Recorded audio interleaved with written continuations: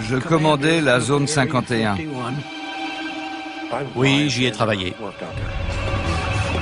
C'est la base militaire secrète la plus célèbre du monde. On a accepté les conditions. Taisez-vous. Vos vies et celles d'autres gens en dépendent. Pour la première fois, les hommes qui ont travaillé dans la zone 51 racontent leur histoire.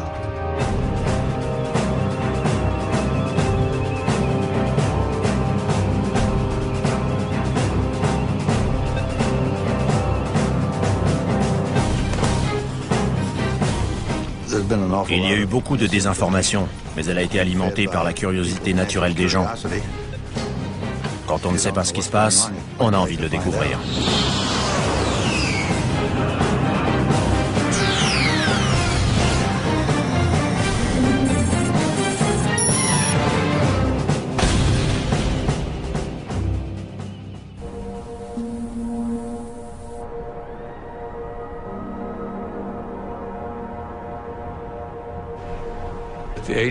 La CIA n'a jamais admis et n'admettra jamais que la zone 51 existe. Point final. Créée par la CIA en 1955 pour mettre au point et tester les programmes militaires les plus secrets des États-Unis, la zone 51 tire son nom d'un quadrillage sur un plan. Bien qu'elle n'existe pas officiellement, elle apparaît sur les images satellites du désert du Nevada. On y voit plusieurs pistes de décollage et plus de 25 hangars. L'accès à cette base ultra secrète a toujours été soigneusement contrôlé. Mais aujourd'hui, les premiers programmes élaborés dans la zone 51 sont déclassifiés et les souvenirs ont le droit d'être évoqués.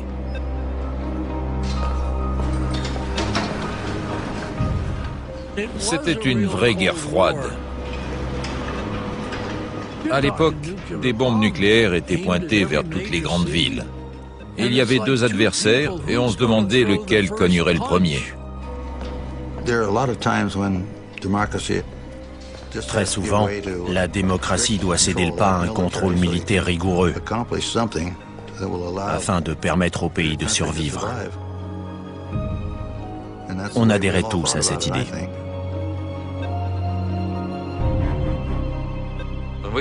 Dans les réunions, on n'avait le droit d'avoir ni papier ni crayon.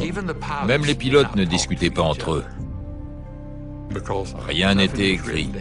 On avait tout en tête. En intégrant le programme, on recevait un nom de code. Mon prénom, c'est Ken. Mon nom de famille commence par C, Collins. Et mon nom de code a été Colmar, C-O-L-M-A-R. Moi, je ne suis pas du genre curieux. Ça tombait bien en ce qui concernait la partie secrète. Quand je n'ai pas besoin de savoir, je ne pose pas de questions. On m'a expliqué que ça n'était pas la peine d'essayer de découvrir mon niveau d'habilitation, parce que je l'avais reçu des cercles les plus élevés de Washington. Ils avaient les moyens de savoir ce que je faisais, ce que je disais, où j'allais.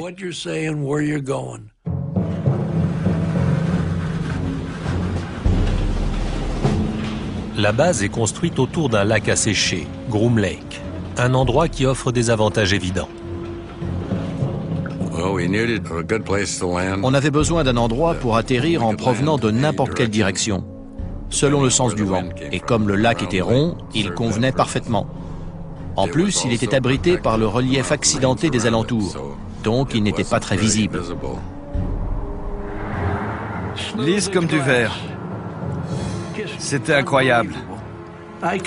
Je roulais dessus à toute vitesse avec la voiture de l'état-major sans qu'elle cahote. C'était magnifique. Groom Lake était rudimentaire. On vivait dans quelques caravanes.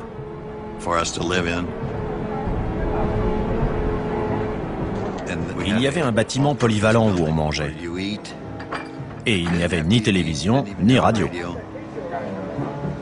Il n'y avait pas de femmes. Il y en a eu une qui appartenait au service financier de la CIA et qui a passé une nuit sur la base. C'est la seule dont j'ai entendu parler. Paradise Ranch a été le premier nom donné à cet endroit. Les autorités pensaient que ça atténuerait son austérité, que ça convaincrait les gens que ça n'était pas aussi terrible que ça en avait l'air.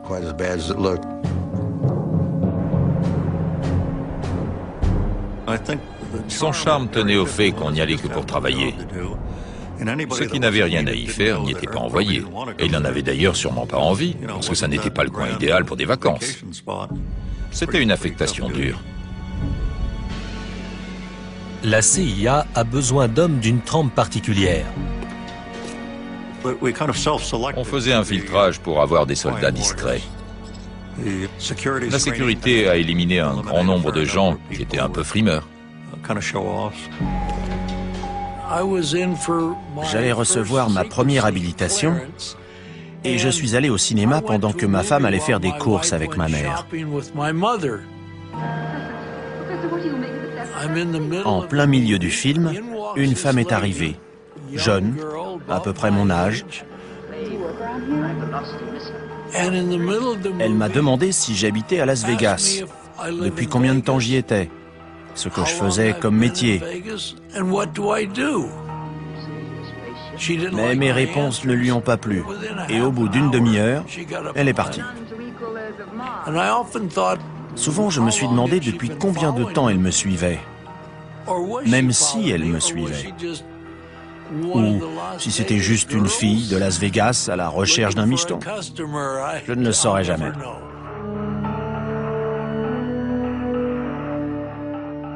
On ne nous a absolument pas dit de quoi il s'agissait. On nous a simplement dit que c'était extrêmement sensible et qu'il ne fallait en parler à personne. Les entretiens ont lieu dans des chambres d'hôtel. Un type qui avait réussi tous les tests s'est entendu dire « Il y a un programme noir dans l'Ouest et on aimerait que vous y travailliez, ça vous intéresse ?» Il a dit qu'il voulait en discuter avec sa femme et les gars ont répondu « Allez-y ».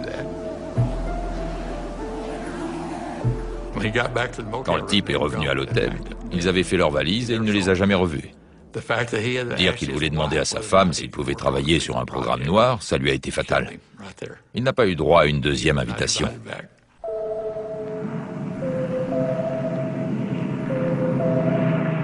La zone 51 est créée pour un programme classé top secret. Nom de code, Aquaton. En 1955, des membres de la CIA, de l'US Air Force, l'armée de l'air américaine, et d'un département secret de l'avionneur Lockheed commencent à travailler à Paradise Ranch.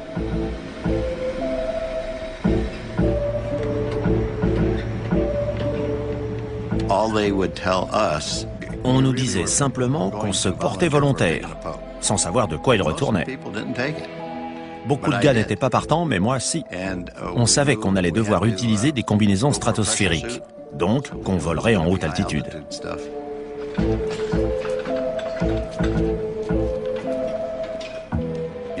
Sans pressurisation, au-delà de 50 000 pieds, le sang se met à bouillir.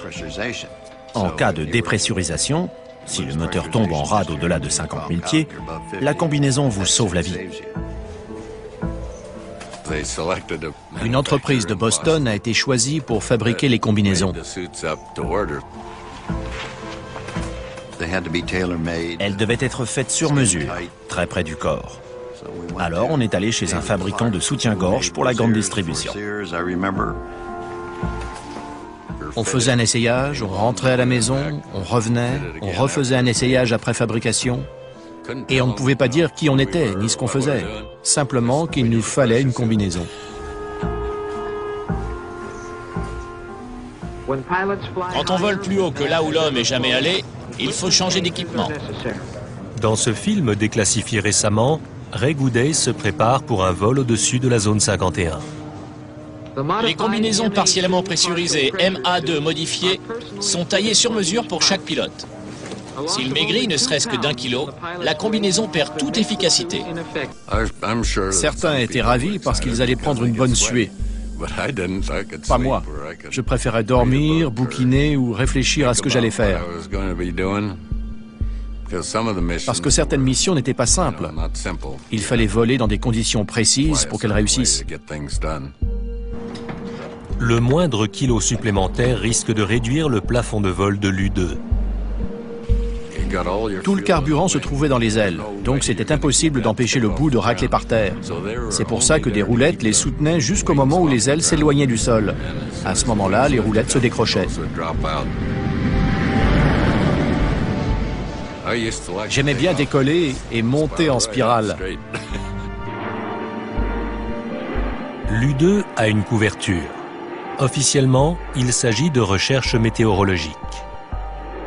C'était notre couverture. On était un escadron de reconnaissance météo. Si ça n'était pas un avion conventionnel, alors qu'est-ce que c'était? Bien que volant 3 fois plus haut que les avions de ligne de l'époque, l'U-2 est parfois repéré.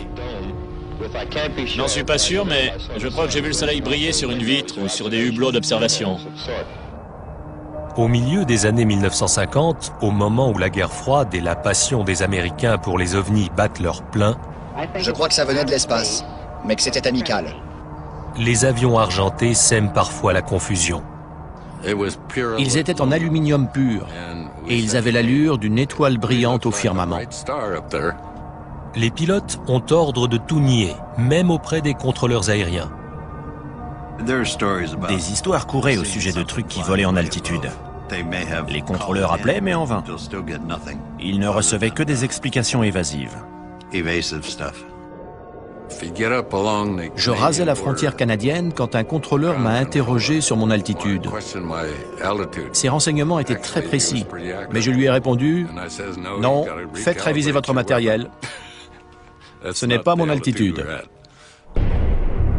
En 1957, ces vols officieux sont à l'origine de la moitié des observations de soi-disant ovnis. Mais ça n'est rien comparé à ce qui s'annonce.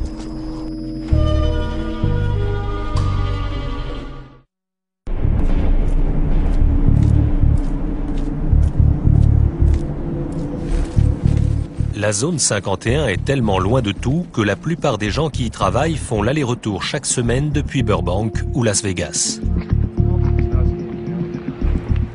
Normalement, ma famille dormait quand je me levais. Le lundi matin, je me levais tôt pour prendre l'avion qui décollait généralement vers 8 heures. On n'a même jamais su quel itinéraire on prenait pour y aller. C'était devenu une blague. Une semaine, on volait avec des bons, l'autre avec des poulets. On ne savait jamais ce qu'il y avait dans la soute de l'avion qu'on prenait. Quand on descendait du Lockheed Constellation, on passait au contrôle qui vérifiait qu'on avait notre insigne, qu'on était bien celui qu'on disait être. C'était la routine, et la sécurité était très efficace. Jim Friedman faisait l'aller-retour quotidiennement. J'avais 3 enfants, mais quand on leur demandait à l'école « Qu'est-ce que fait ton papa ?», je leur disais de répondre que je réparais des téléviseurs. Ma femme était tellement occupée à élever les enfants, à les préparer pour aller à l'école, qu'elle ne s'intéressait pas trop à ce que je faisais. D'autant qu'elle savait que je tripotais beaucoup la télévision.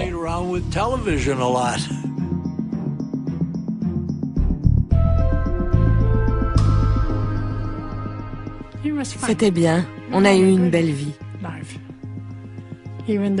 Même si parfois il ne rentrait pas à la maison pendant une semaine. Par contre, il téléphonait et je disais aux enfants que leur père faisait des heures supplémentaires. Ma fille surtout me demandait où était son papa et je répondais qu'il faisait des heures sup. Moi non plus, je ne savais pas ce qu'il faisait. C'était une routine quotidienne étrange. Quand je rentrais le soir et que ma femme me demandait comment s'était passée la journée, je répondais sans me mouiller. Pas mal, j'ai réparé quelques télés.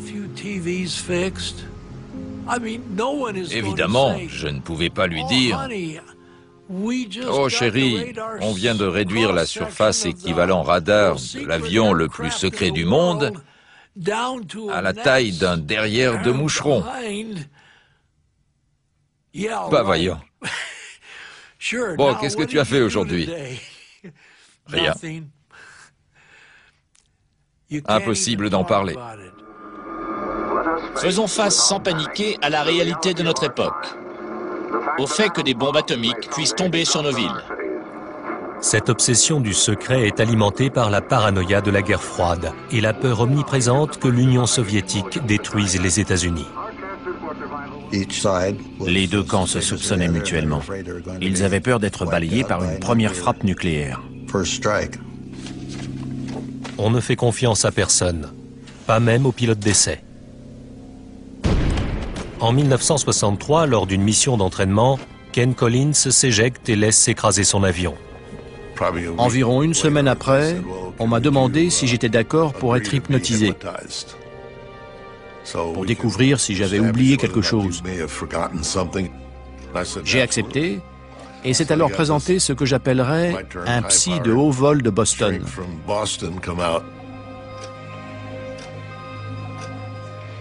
Il n'a pas réussi à m'hypnotiser.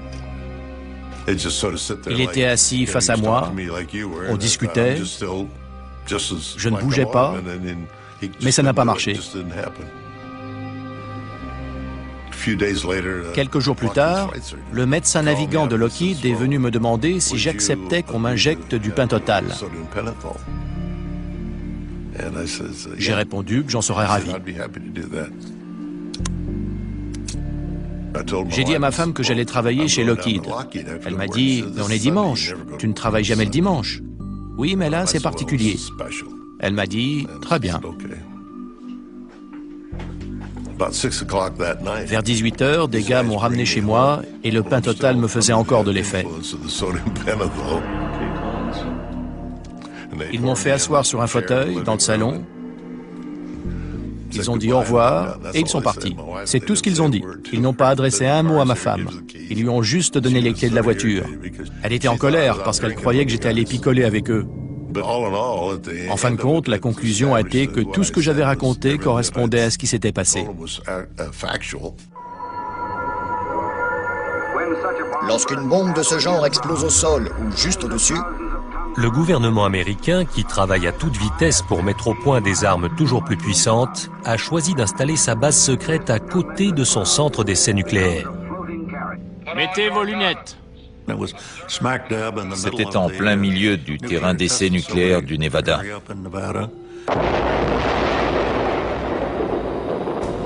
Personne n'avait envie d'y aller.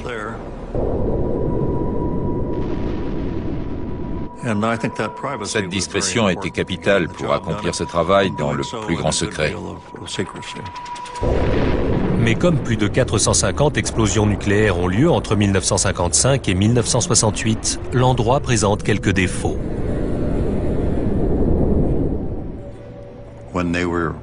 Quand il y avait des explosions nucléaires, on était tous informés au préalable pour évacuer.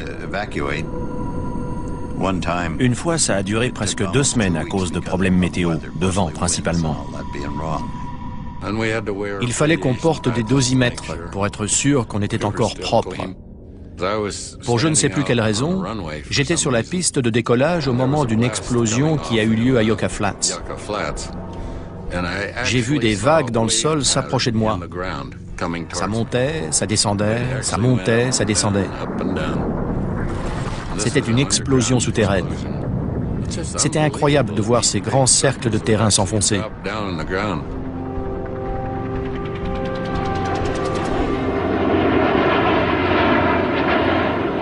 En pleine guerre froide, les États-Unis craignent que le programme à l'origine de la création de la zone 51, celui de l'U-2, ne soit à portée des missiles soviétiques.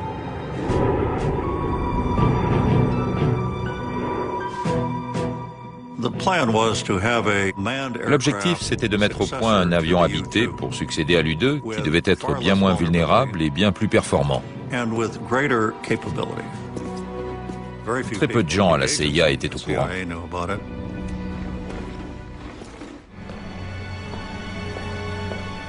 À la fin des années 1950, la base s'occupe d'un nouveau programme classé top secret. En 1958, j'ai commencé à travailler sur l'Oxcart.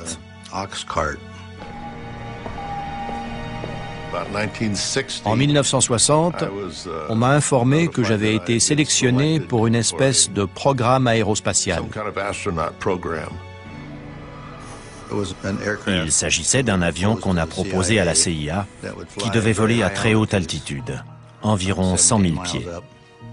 L'objectif initial, c'était de lui permettre d'aller aussi vite et aussi haut que possible et de le rendre le moins visible possible au radar. On allait tellement vite que si on était en Californie, qu'on volait nord-sud et qu'on faisait un virage à pleine vitesse à une certaine altitude, on n'arrivait pas à rester au-dessus de cet état. L'avion volait si vite qu'il nous déportait. En pleine guerre froide, les renseignements sont aussi importants que l'armement. Et l'Oxcart est conçu pour être l'espion par excellence. Premier avion furtif de l'histoire, il vole assez vite et assez haut pour prendre de vitesse les missiles. Des milliers de personnes planchent sur sa conception dans les installations de l'avionneur Lockheed à Burbank, en Californie.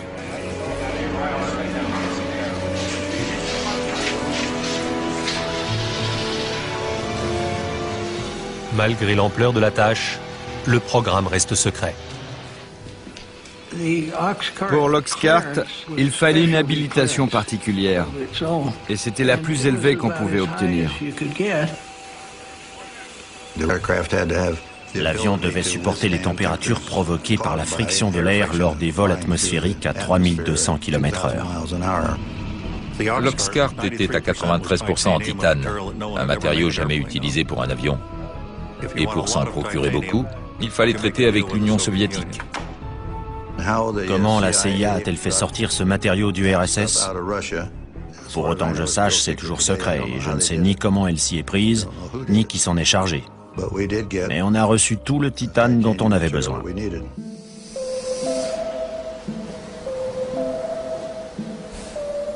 Une fois prêt, le prototype doit être acheminé de la chaîne d'assemblage californienne à la zone 51.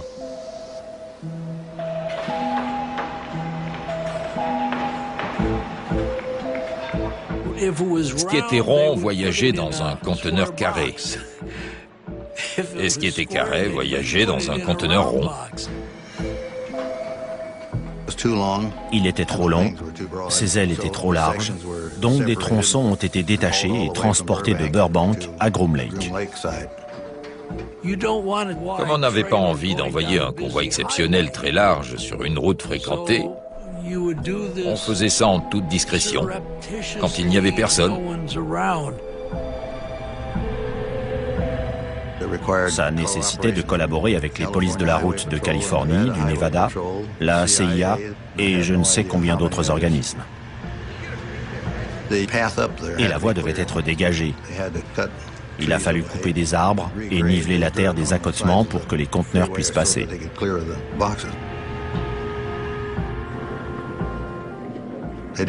Tous ces gens n'avaient pas besoin de savoir ce qu'il y avait dedans, simplement qu'il fallait les protéger et que tout reste secret. Le convoyage jusqu'aux installations de Groom Lake a été une entreprise énorme.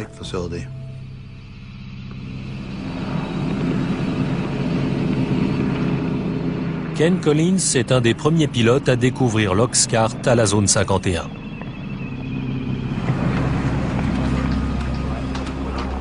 Je suis allé jusqu'à la base et l'officier opération m'a demandé si je voulais voir ce que j'allais piloter. J'ai dit bien sûr. On est allé jusqu'à un hangar. Il y avait très peu de lumière. Dans l'ombre, on voyait cet avion effilé, magnifique, étonnant, qui faisait penser à un vaisseau spatial. Dans la zone 51, près de 2000 ouvriers s'efforcent de mener à terme le programme noir. Il y a beaucoup de choses que les gens n'ont vraiment pas besoin de savoir. C'est pour ça que la zone 51 est devenue si mythique. Personne ne sait ce qui s'y passait.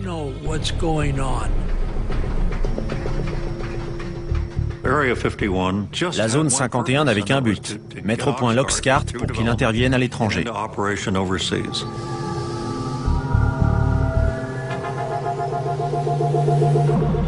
L'essentiel des renseignements concernant ce programme sont restés classifiés pendant des décennies.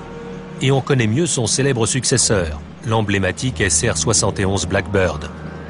Mais aujourd'hui, on commence à en savoir un peu plus sur l'Oxcart.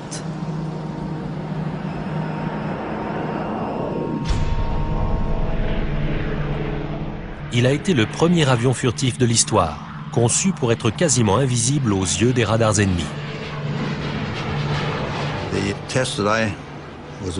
Les essais auxquels j'ai participé consistaient à survoler nos stations radars.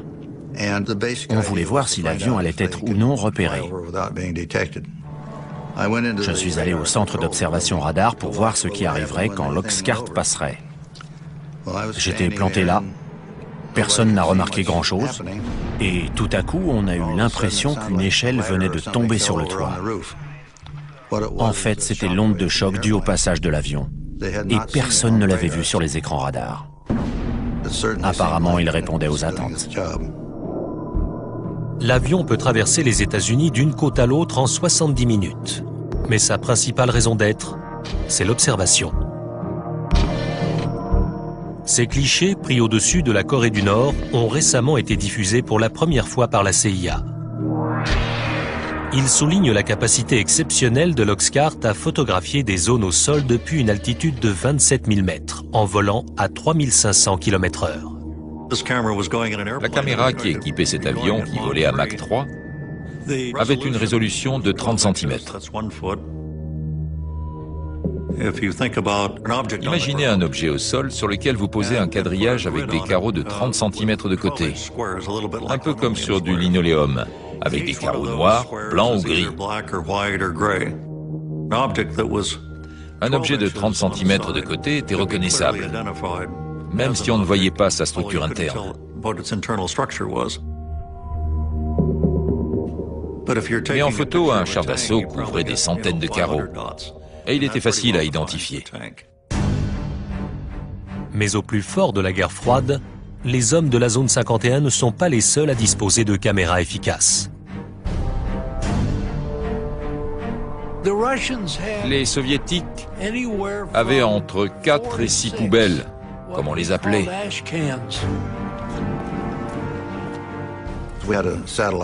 On avait un système de surveillance qui nous alertait des heures de passage de ces satellites.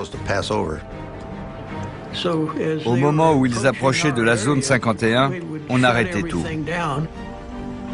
Il y avait des cabanons d'urgence. Si un avion était à l'extérieur au moment où un satellite franchissait la ligne d'horizon, on filait se réfugier à l'intérieur. Mais il faut parfois laisser en place une maquette pour tester ses capacités furtives. Et les soviétiques espionnant depuis les airs, ça ne va pas sans poser de problème. Quand un avion était sur son pylône, il était très difficile à maquiller à l'attention des satellites. Mais la sécurité a pensé qu'on ne devait pas les laisser l'observer. On n'avait pas d'autre solution que de descendre la maquette de son pylône, de la remiser dans le hangar et de la ressortir.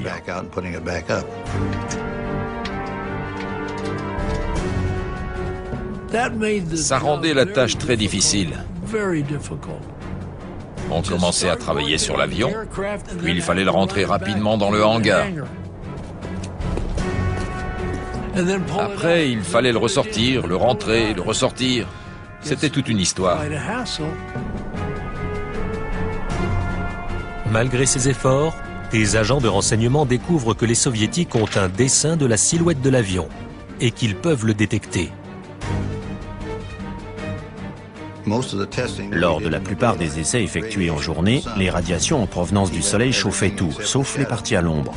Et quand on laissait la maquette en position pendant une demi-heure, elle projetait une ombre qui pouvait être repérée avec un appareil infrarouge. Bientôt, les hommes de la zone 51 fabriquent donc des leurres à l'attention des soviétiques. Quand des satellites équipés d'instruments infrarouges arrivaient, on dessinait la forme d'un avion bizarre devant un des hangars. La plupart des silhouettes étaient en carton. Au moment où le satellite arrivait, on mettait des radiateurs à l'arrière pour qu'il y ait une signature infrarouge et faire croire que l'avion venait de se poser. On voulait que l'ennemi croie qu'on avait quelque chose que lui n'avait pas. Et on voulait l'obliger à consacrer beaucoup de temps et d'argent à essayer de découvrir ce que c'était. Des objets fantomatiques apparaissent sur les écrans. D'autres leurres protégeant l'Oxcart alimentent des rumeurs qui vont bon train. Des chasseurs ont passé des heures à suivre ces objets repérés au radar. On a effectué 2850 missions au départ de Groom Lake, dont personne n'a jamais rien su. L'avion n'existait pas.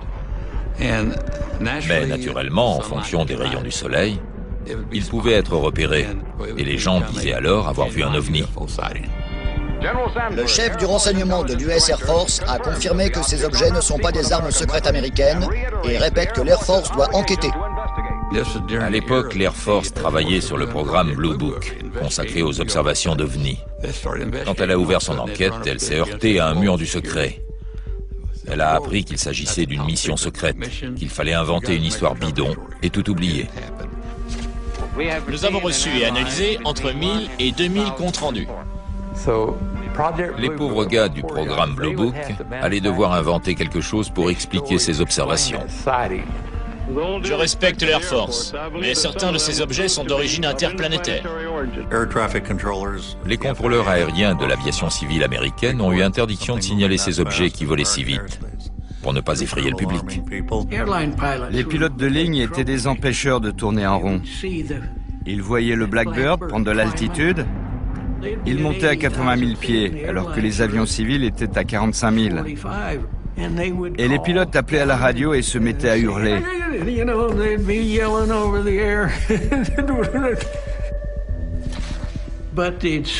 Mais ils le repéraient. Et les passagers le repéraient aussi. Donc le FBI allait les trouver là où ils avaient atterri. Et on leur faisait signer une déclaration les obligeant à ne pas révéler ce qu'ils avaient vu. Mais quand les événements tournent au drame à la zone 51, la machine à désinformer passe la vitesse supérieure.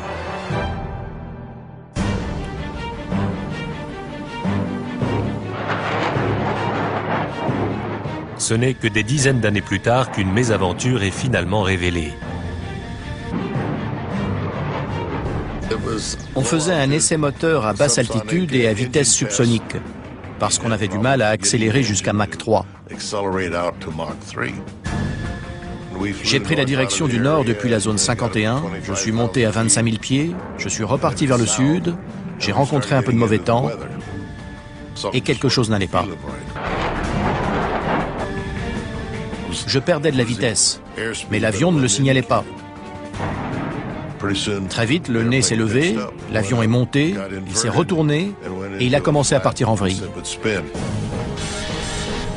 C'était fichu. Je me suis éjecté et je suis parti vers le bas, puisque je volais à l'envers.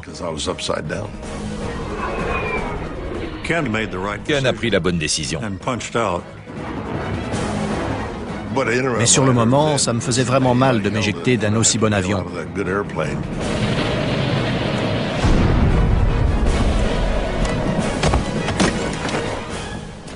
Il a fini près de Wendover, dans l'Utah. Une fois au sol, j'ai récupéré ma voile. Je me doutais que j'en aurais besoin. J'allais devoir passer la nuit dehors et elle me servirait de sac de couchage.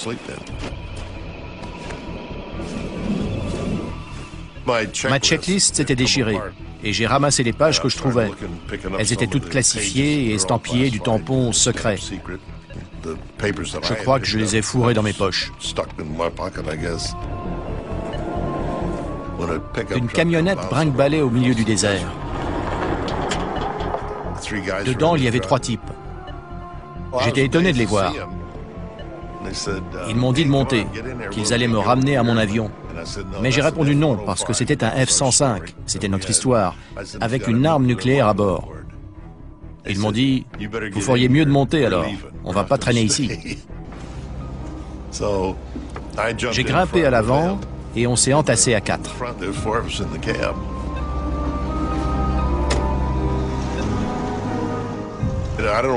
Je ne sais pas où ils seraient allés en cas d'explosion, vu Vu la distance, ça n'aurait rien changé.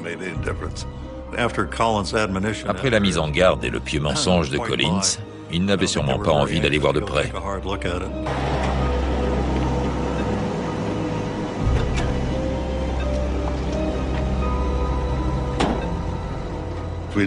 On avait un numéro de téléphone d'urgence. J'ai appelé, je me suis identifié. C'était tout ce que mon interlocuteur avait besoin de savoir. Et j'ai dit où j'étais.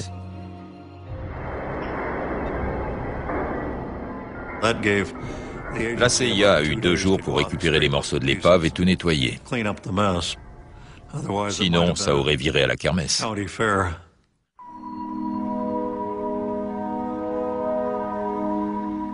C'est la première fois que des photos montrant les efforts entrepris pour assainir l'endroit sont dévoilées.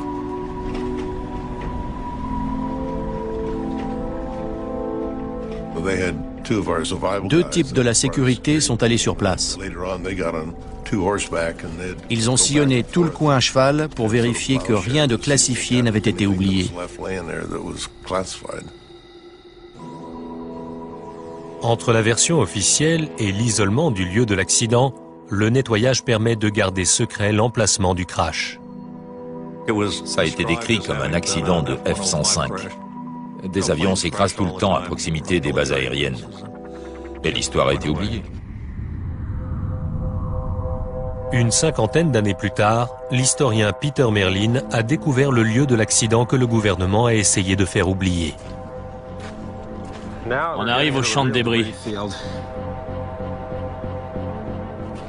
Dans le cadre du nettoyage des lieux, les gros morceaux ont été découpés au chalumeau et rapatriés à la zone 51 par avion cargo. L'historien a fouillé le désert en s'appuyant sur des documents déclassifiés. Voici une note de service secrète de la CIA.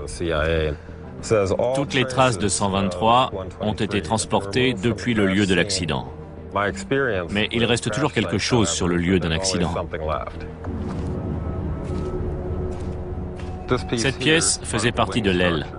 A, c'est pour A12, W pour L et 667, c'est le numéro de dessin. Celle-ci vient du poste de pilotage et elle porte le cachet d'inspection. Voilà le cratère laissé par l'impact. Il y a du titane partout. En voilà un gros morceau. Il est épais. Ici, l'arrière du fuselage a percuté le sol. Et de chaque côté, on voit les trous creusés par les moteurs. Il y en a un ici. Je suis au milieu. On observerait la même chose aujourd'hui si un des avions secrets de la zone 51 s'écrasait. Les mêmes mesures de sécurité seraient certainement prises et on nous servirait une histoire bidon.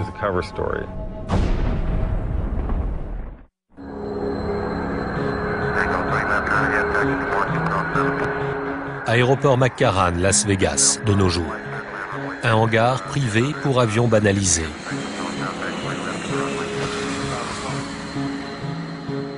Chaque jour de la semaine, des passagers empruntent la voie des airs pour aller à Groom Lake, comme au temps de l'U-2 et de l'Oxcart.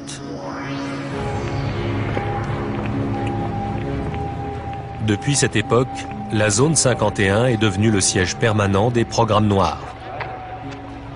Si on reprend toutes les archives, on constate qu'il n'y a jamais eu de vol à Groom Lake. Il ne faut pas se fier aux apparences.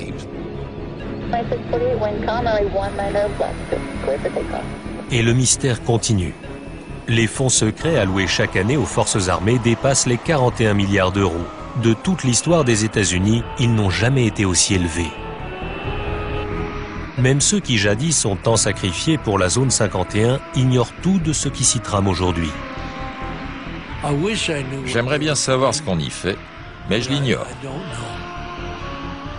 J'ai même entendu dire que la zone 51 était un leurre pour cacher des endroits encore plus secrets. Je ne sais pas, je ne peux pas le confirmer. Je n'en ai aucune idée, mais j'aimerais bien savoir. Et le goût du secret continue d'alimenter les rumeurs. Souvent, on ignore si une situation est vraie ou fausse. Il y a eu beaucoup de désinformation, mais elle a été alimentée par la curiosité naturelle des gens. Quand on ne sait pas ce qui se passe, on a envie de le découvrir. Et les spéculations les plus folles contiennent souvent une once de vérité. On raconte qu'il y a des salles souterraines et des tunnels qui vont jusqu'à Las Vegas. En fait, il n'y a rien de tout ça. Au centre d'essais nucléaires, on s'est effectivement réfugié sous terre, parce qu'en surface, c'était radioactif. Mais pas dans la base. L'autre mythe remonte à ces dernières années. On aurait maîtrisé cette vitesse et cette technologie en faisant de l'ingénierie inverse, avec un vaisseau spatial extraterrestre. C'est une histoire vraie. On a bien fait de l'ingénierie inverse là-bas. Avec un MiG-21 soviétique. On l'a récupéré en 1968. On l'a démonté pour voir comment il avait été fabriqué. On l'a remonté et on l'a fait voler.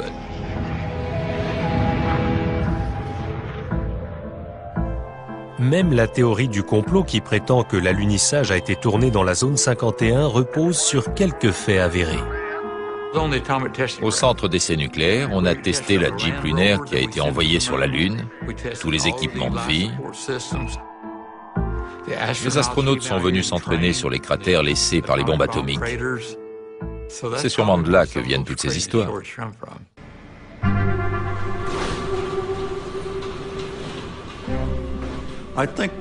Les gens qui se sont investis dans les programmes Oxcart ou U2 ont accepté le fait qu'ils ne seraient peut-être jamais rendus publics. Pour eux, c'était une espèce de secret de famille, et ils étaient prêts à l'emporter dans leur tombe. Ça a été un grand honneur pour moi d'accomplir ce travail, parce que ça veut dire qu'on m'a vraiment fait confiance, alors que je n'étais qu'un gamin de la campagne. On a fait confiance à des gens comme moi qui ont travaillé là-bas.